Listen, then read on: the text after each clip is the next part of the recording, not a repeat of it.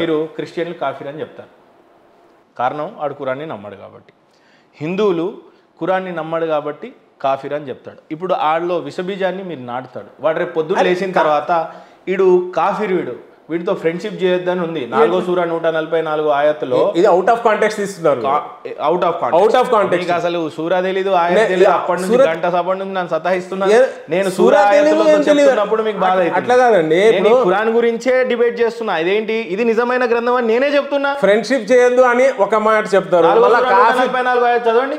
4వ సూరా 144 please sir మీరు చదవండి, తెలుగు రాదా? నేను చెబుతా ఉన్నాను. O you believe do not take friends disbelievers rather than believers, do not wish to give Allah a manifest proof against yourself. అచ్చా, ఇది ఏంటంటే కరెక్ట్. నేను చెప్పేది వినండి. మీరు ఎప్పుడైనా తెలుగులో చదివేయండి ఫస్ట్, తర్వాత మీరు చెప్పండి సార్. సార్ మీరు చదివేయండి. సరే చదవండి, చెప్తా. విశ్వసించిన ప్రజలారా, విశ్వాసులను కాదని అవిశ్వాసులను మీ మిత్రులుగా చేసుకోకండి.